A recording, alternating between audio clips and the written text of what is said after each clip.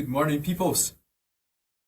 This is just the most badass drum beat there is, in my opinion. And funnily enough, is one of the least talked about when people talk about shuffles now or feels, which is I don't know what it is. I call it the Lido shuffle because it's on the song.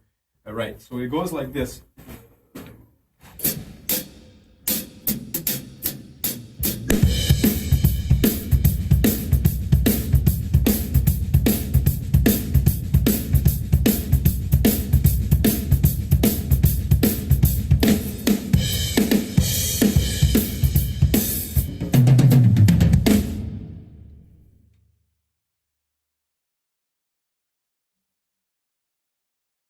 And there are three songs I absolutely love that by coincidence have this beat and by coincidence have the same drummer playing it, which is, drum roll please,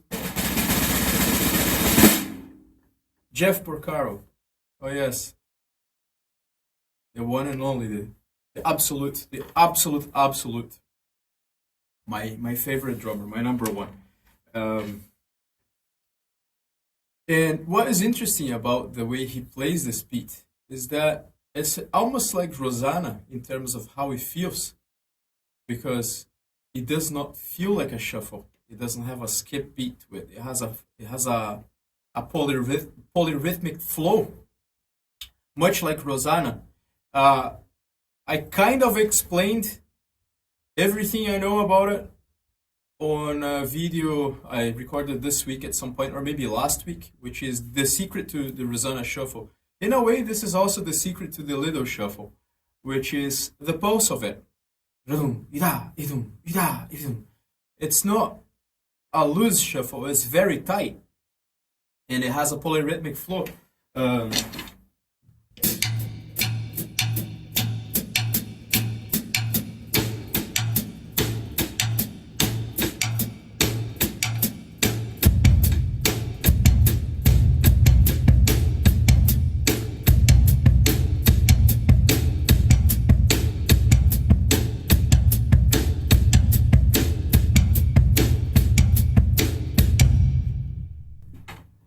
Which is a 3/2.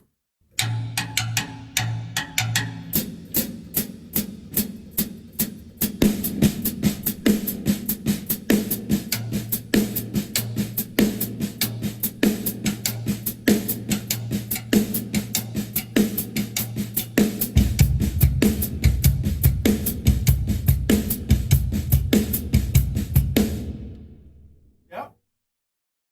So to me, the song feels like a 6/8 instead of feeling like a shuffle. And it's very important to kind of emphasize the note that is halfway through the 6/8, which is the ghost note that defines it as a party shuffle or a full time party shuffle or a Porcaro shuffle. So there are two songs that have this in a very similar tempo. One is Lido Shuffle by Boz Cass,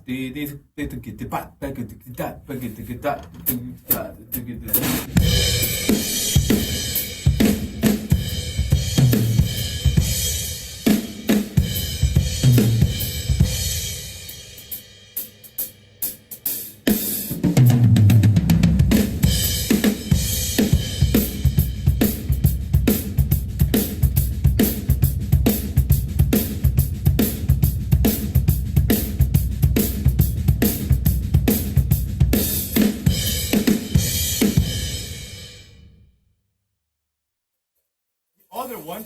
Excuse me, I'm gonna reposition the light. I think I'm doing I'm doing Jeff justice and playing it really loud, hitting that snare hard. That's important to say as well. Of course, it's important to say.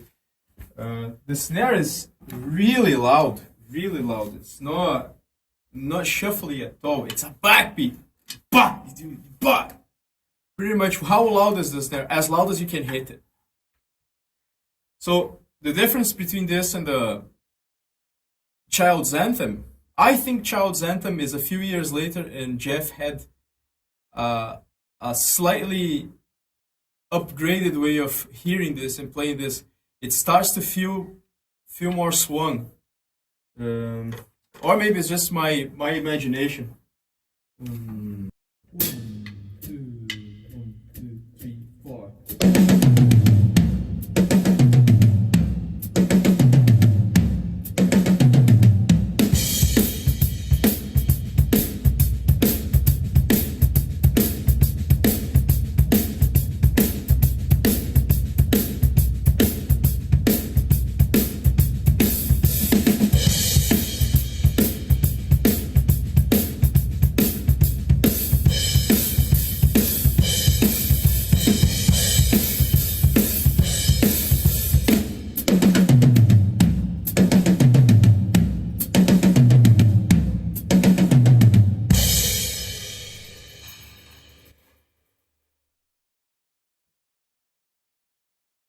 Third song that I absolutely love that contains this masterpiece as well is Goodbye Eleanor.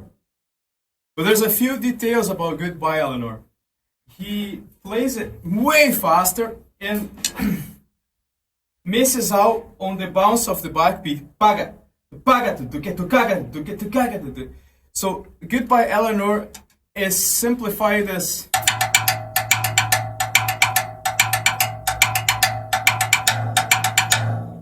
instead of,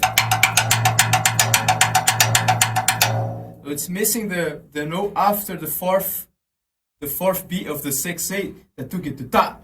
And there's something very characteristic as well. If you haven't noticed this before, if you heard this before, the way I set up my snare doesn't really require for this. But if you don't have a studio ring on it or some gaffer tape, you have to kill the ring with the stick. So Jeff Porcaro plays Goodbye Eleanor like this.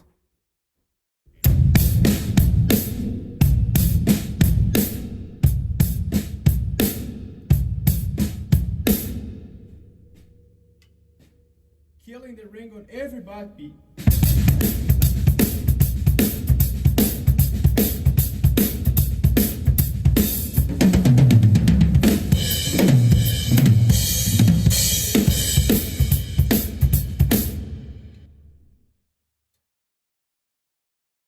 Again, if your snare is dampened or tuned low, I guess it doesn't make much of a difference. I like both ways, but I tend to prefer relaxing my left hand a bit.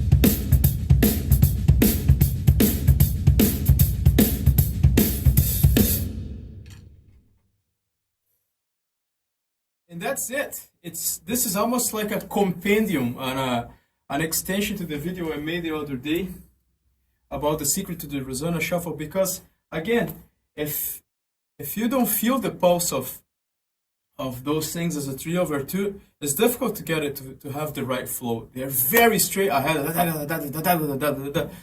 don't know. People throw around conceptual ideas like, for instance, something being on the beat, something being out of the beat, something being for snare behind, or the kick is ahead. I think those are all definitions of a pulse, trying to define the character of a pulse.